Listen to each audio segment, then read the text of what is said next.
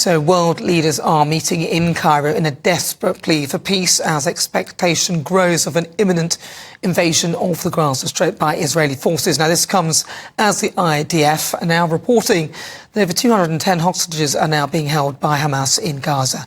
As the Rafah boarding crossing to Egypt opens for much-needed humanitarian aid. Let's cross live now to GB News reporter Charlie Peters, who's there in Tel Aviv.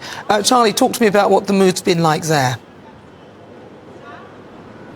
Well, as people in Cairo gather to demand peace and the Arab leaders there call for an immediate ceasefire, people in Israel are saying, how can we have peace if we allow Hamas, the terrorists who invaded on October the 7th and committed such appalling atrocities in the south, to continue to exist and flourish in the Gaza Strip. But last night there were reports of hostages being released, 2 Americans released, and now on their way back to rejoin their families. And this morning, further good news, when finally, after days and days of urgent diplomacy, some humanitarian aid has been allowed to cross from Egypt into Gaza via the Rafah border crossing. Some 20 trucks loaded with medical supplies, equipment and food did cross into the Gaza Strip, where an urgent and untenable humanitarian situation has been occurring according to the UN. But that border crossing has now closed, and as we understand, no foreign nationals were allowed to leave in a situation that the US Embassy described as chaotic.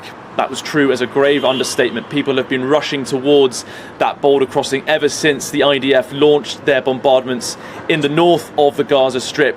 But there is concern beyond this area as that convoy gathers on the border with armour and tanks of that likely imminent invasion.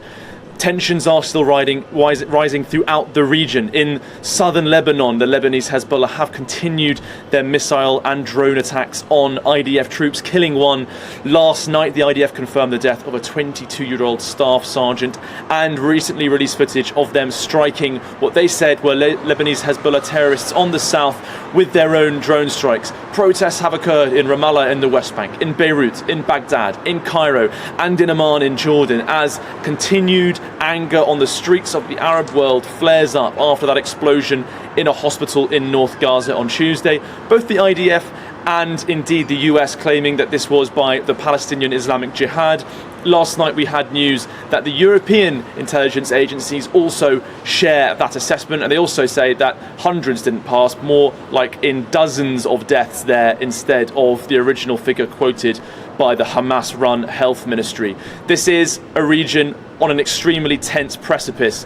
They know that there will be an invasion of IDF forces into the Gaza Strip, but they don't know what will follow. Will Lebanese Hezbollah and other Iranian proxies launch further attacks on Hamas, or will the Israelis be able to enter the Gaza Strip without much response from the Arab world? Well, we do know they are going to invade, and we wait for that likely imminent invasion in the coming days. Charlie, I want to ask you about the Rafah Crossing, because it's opened and people are able to cross. Are they allowing all citizens who want to cross over through it, or is it just foreign nationals, as was initially mentioned? I think nobody's crossed. I think it's just been aid going in. There's the agreement to allow people to go out. We haven't had confirmed reports of that yet, but we do know that the embassies of the US in Jerusalem and Egypt have called on their nationals to head there in hopes that they may be allowed to leave. But for the governments of Jordan and Egypt, and indeed most other Arab powers speaking on this issue, for them it is a red line for any Palestinians to leave the Gaza Strip, because for them the idea of Arab solidarity is such that they believe any Palestinians who leave the Strip won't be allowed to re-enter. So it's highly unlikely that we'll see any refugees leaving the Gaza Strip, even if the situation there descends into even greater turmoil after that likely IDF invasion and greater use of munitions from the air as they seek to destroy the Hamas military capabilities. Is the message not getting through? Because obviously we've now learned that most of the people think that that bomb that didn't actually hit the hospital, apparently it was a parking lot near it, was from a Hamas missile that kind of went wrong. Is that not getting through to the Arab world, that could potentially be the situation? Because as you said earlier in your report, there's a lot of anger about that. And also we've learned that the numbers don't appear to be in the hundreds, but more like maybe the tens.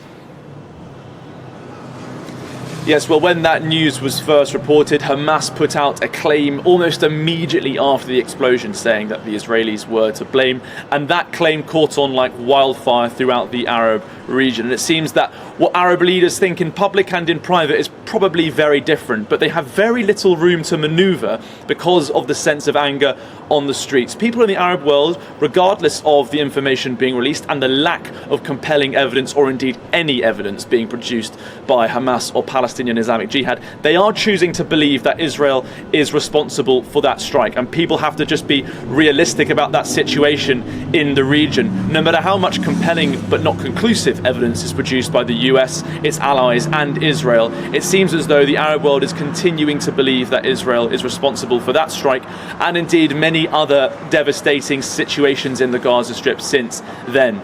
The Arab leaders who are reacting to this crisis, they want the siege to end, they want the Israeli invasion to not occur, and with the rage on their streets and the hundreds of thousands in gathering to protest and indeed set fire to some of the areas around Israeli and American embassies throughout the region, they have very little room to concur with assessments made by Western intelligence agencies. That is a crisis in the diplomatic efforts being made. And on top of those situations, we also are relying, between the Western powers and the Arab powers, interactions with Qatar to secure the release of more hostages. The IDF this afternoon revised the number up to 210 hostages now believed to be held in the Gaza Strip. It's been described as a humanitarian reason, the release of the 2 Americans last night. But the sense in Israel is that if you want to be humanitarian, release the 210. Well, I suppose if they think that there's going to be a ground invasion, they probably won't. It is interesting that you talk about the Arab communities as not seeing that. I mean, it was actually, I was watching Al Jazeera, and actually watching Al Jazeera, they actually had a shot of the rockets being launched, and then it looked like something fell back. So, I mean, even on the TV, there's sort of aimed towards the Arab population. That did appear to show that it was in fact from Hamas's missile, but of course they will continue to talk about that. Charlie, you mentioned the hostages as well. Does it sound like they're going to be letting any more of the hostages go? Are they talking about that at all? Well, there's a split in understanding on that situation in the region and in Israel in particular at the moment. Some people seeing the release of those 2 American hostages last night as a possibility for further diplomatic relations, for establishing further releases. Qatar is a long-standing mediator in these issues between Arab powers and Western powers. More recently, it facilitated the release of some children in the Ukraine-Russia war, and Doha acted again to release Americans held in captivity in West Africa.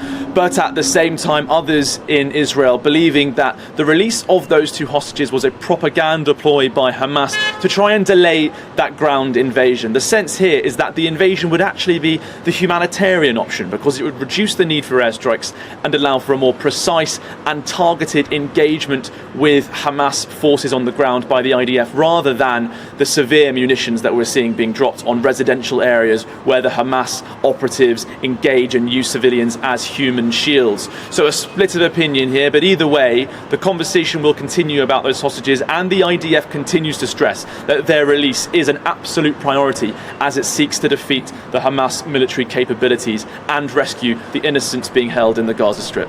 Charlie Peters, thank you very much. Thank you so much for all those brilliant reports that you've brought us live. Thank you.